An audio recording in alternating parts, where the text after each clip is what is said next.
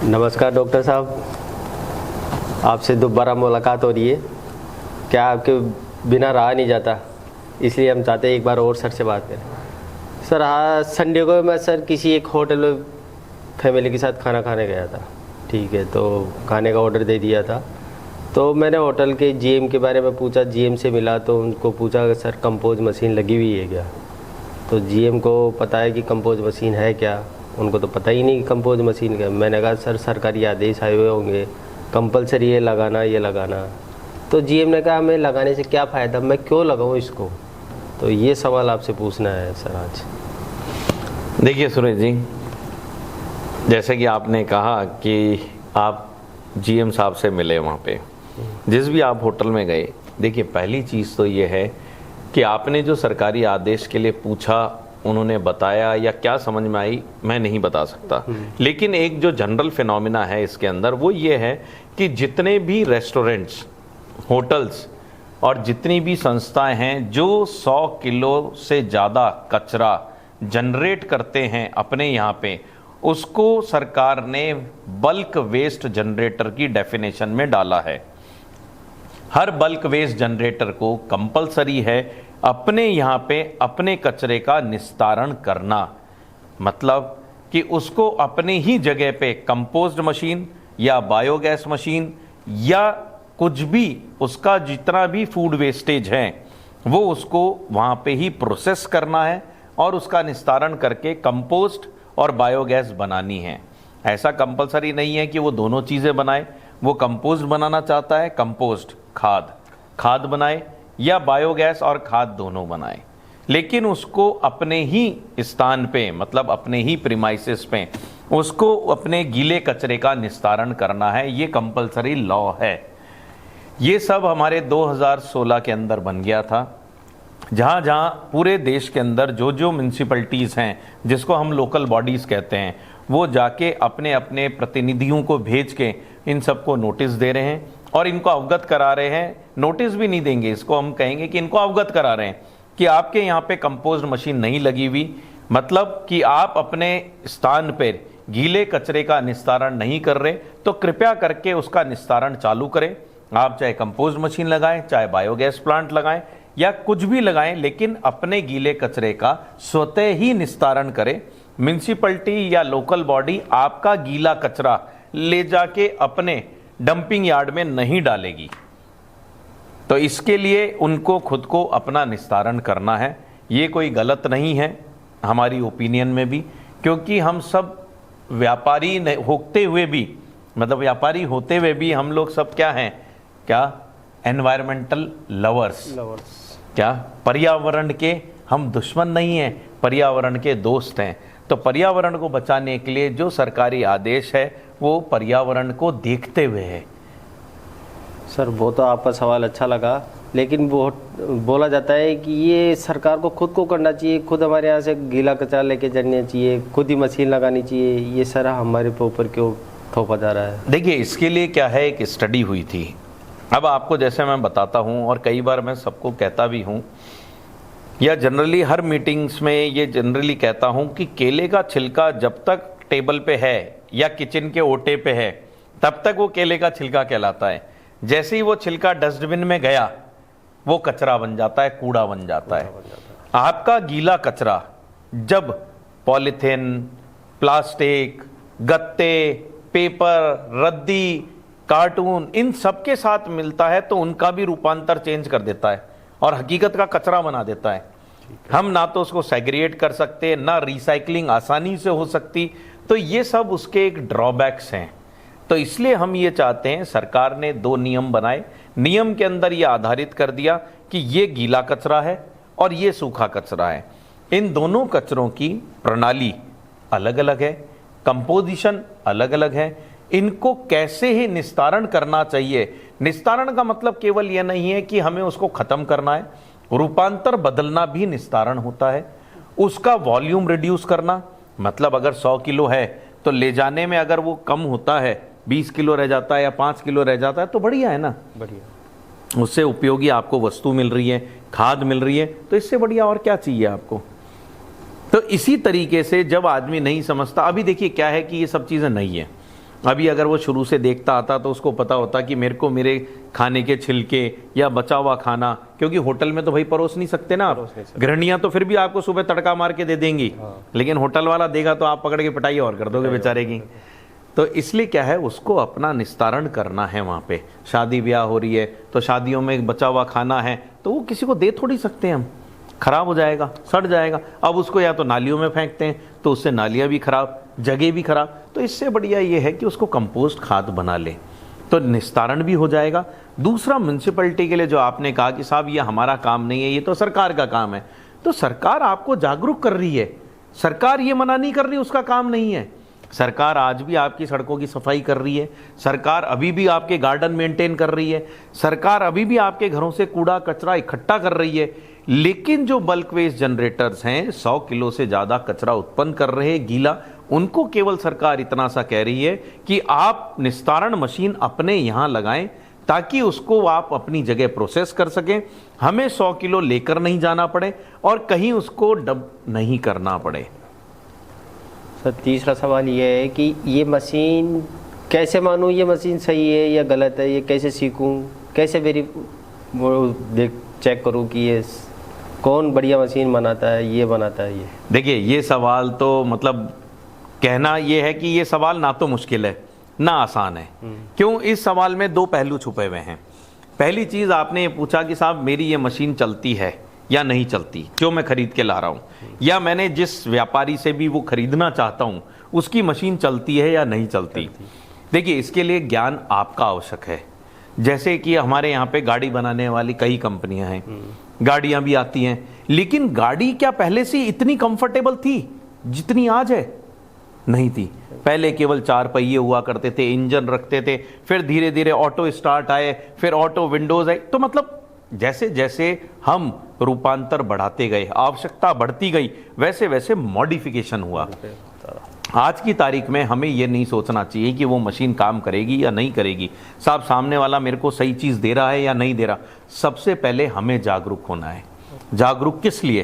कि जो हम करना चाह रहे हैं क्या उसके लिए मशीन की आवश्यकता है या नहीं है मेरे को, और मशीन की आवश्यकता है तो मैं मशीन कैसे पहचानूं, मेरे पास क्या कचरा है, कितना कचरा है, उसके ऊपर वो मशीन आधारित है या नहीं है, क्या मशीन उसी तरीका का निस्तारण करती है जैसा मेरे को चाहिए, क्या मेरे यहाँ का स्टाफ जो है वो ट्रेनिंग लेने लायक है या ट्रेंड होने लायक है उस तरीके से।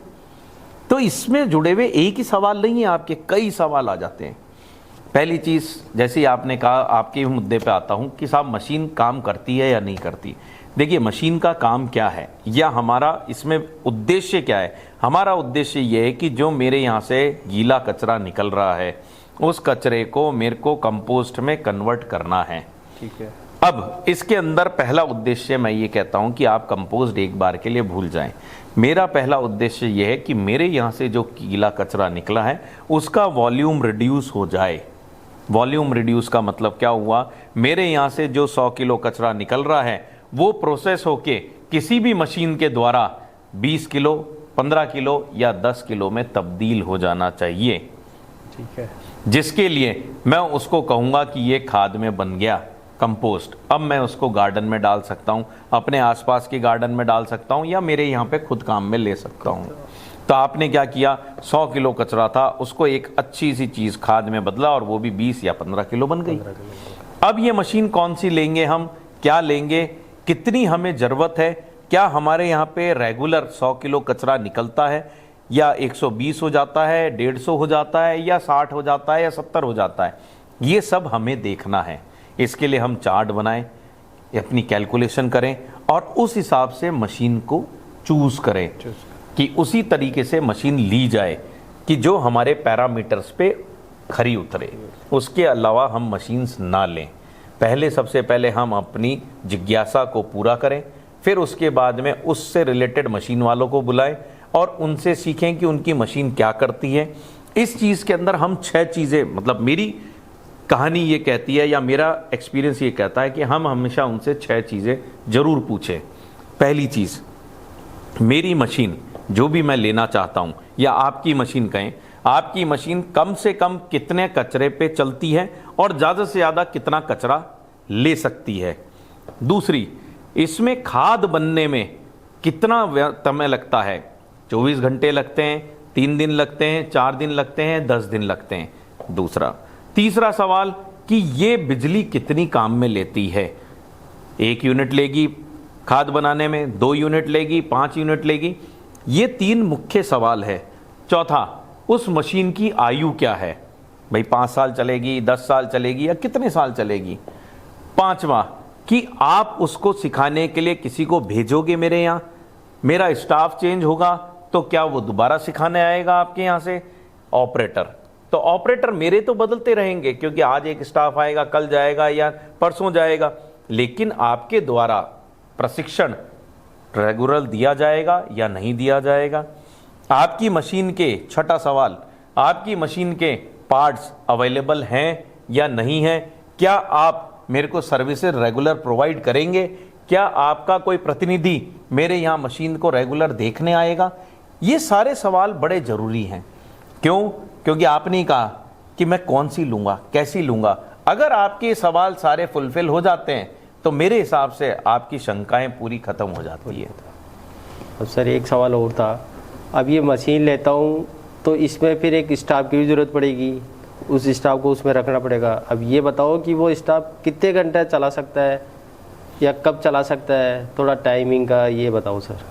देखिए, स्टाफ कोई ऐसा नहीं है कि आपके यहाँ पे पूरा टाइम इसके अंदर स्टाफ लगता है। मैंने आज तक जितनी मशीनें देखी हैं या जितना मेरे को नॉलेज है, क्या मैं हमेशा ये कहता हूँ मैंने बहुत सारा देखा है, तो इसलिए उस एक्सपीरियंस से, या आप लोग बुलाते हैं उस एक्सपीरियंस से, मैं ये कह सकता हूँ कि स्टाफ हमें मात्र 1 से 1.5 घंटे का चाहिए, इससे ज़्यादा स्टाफ की आवश्यकता नहीं है। ठीक है। स्टाफ का मेन काम केवल इसमें यह है कि वो कचरा इकट्ठा करके, जो भी किचन वालों ने इकट्ठा करते हैं, क्योंकि उसमें भी स्टाफ का कोई रोल नहीं है। किचन वालों का सबसे पहला रोल आता है किचन का। किचन वाले क्या करें, इसके अंदर अपना गीला कचरा और सूखा कचरा अलग अलग मर्तबानों में डालें। ठीक है। स्टाफ को क्या करना है, गीला कचरा जो है वो ट्रॉली से अपनी मशीन तक लेकर आए, उस मशीन में प्रोसेसिंग के लिए डाले, जिसमें उसको ज़्यादा से ज़्यादा आधा से 1 घंटा लग जाएगा। आधे घंटे के अंदर वो कचरा डाल देगा, मशीन चालू हो गई, कचरा डाल दिया, आधा घंटा उसको ज़्यादा से ज़्यादा मशीन की साफ सफाई रख रखाव में लग जाएगा। उसके बाद तो उसको अगले दिन आना है, उसके बीच में कुछ करना ही नहीं है, और अगले दिन आते भी वो करता है तो उसका प्रोसेसिंग टाइम उतना ही रहा। तो ये तो डेली का काम बन गया उसका, तो हर दिन उसको आना है, 1-1.5 घंटा लगाना है, और आपका कचरा निस्तारण हो गया और खाद बन गई। तो इसमें एक्स्ट्रा स्टाफ की जरूरत नहीं है। एक्स्ट्रा स्टाफ किसी चीज़ों में आप कौन से ये बाकी इंडस्ट्री वाले क्या हर चीज़ के लिए अलग अलग थोड़ी रखते हैं? भाई आपने एक आदमी को एक्स्ट्रा काम दे दिया 1.5 घंटे का, भाई तुम आओगे, इतने बजे की तुम्हारी ड्यूटी है, किचन खुल गया या ना खुला वो आपको देखना है। कई जगह किचन खुलने के बाद अंदर एंट्री होती है, कई जगह कचरा पहले ही निकाल लिया जाता है। हाउसकीपिंग वालों का मेन काम होता है ये कि हाउसकीपिंग वाले भेजते हैं, अपना आदमी कचरा लेकर आया, मशीन को ऑन करी, पहले तो पुरानी खाद जो बनी थी कल की वो निकाल ली उसने और नया कूड़ा डाल दिया उसके अंदर। अच्छा सर, एक चीज़ और ये सवाल है कि इसमें बिजली की खपत कितनी होती है ये बताओ, और जैसे मान लो 1 घंटा चला है या 2 घंटे चला है। देखिए, इसमें क्या है, हर मशीन की अपनी बिजली की खपत अलग अलग है। कई मशीनें जिनको मैं कहता हूँ सिंपल कंपोस्टिंग मशीन्स हैं या बायोगैस टाइप बेस्ड मशीन्स हैं, मशीन हमें मतलब बिजली इसके लिए चाहिए कि हमें मशीन चलाने के लिए, मशीन मतलब मेन मोटर है उसमें और हीटिंग्स हैं, तो जो सबसे कम एनर्जी लेती है वो है आपकी सिंपल बायोगैस बनाने वाली मशीन, कि जिसमें आपकी मशीन या मोटर केवल क्रशर को चला रही है और उससे वो जो कूड़ा आपने डाला है या गीला कचरा जो आपने डाला है उसको केवल पीस के और डाइजेस्टर में ले जाती है। तो आपकी यूनिट मुश्किल से 1 यूनिट 2 यूनिट खर्च होती है पूरे दिन की, इसके अलावा उसमें बिजली की आवश्यकता नहीं है। दूसरी मशीन्स आती हैं जिसमें पहले भी अपन ने बताया था, मैकेनिकल हीटिंग मशीन्स हैं। मैकेनिकल हीटिंग मशीन में 3 स्टेजेस पे आपको बिजली की आवश्यकता होती है। पहली स्टेज है कि जहां आपका कचरा पीसा जा रहा है, जहां आप कचरा को पीसते हैं वहां पे आपकी मोटर लग गई। फिर जो अंदर का कंटेनर है, कंटेनर में एक रोटेटर लगता है जो कचरे को पूरा 24 घंटे तक घुमाता रहता है ताकि कचरा जब गर्म हो रहा है तो चिपके ना वेसल के। और तीसरी बिजली की आवश्यकता होती है क्योंकि उसमें हीटिंग पैड्स लगते हैं। हीटिंग पैड का मतलब ये हुआ कि जैसे आपके गीजर में पानी गर्म करने के लिए लगता है वैसे नीचे इसमें पैड्स लगते हैं।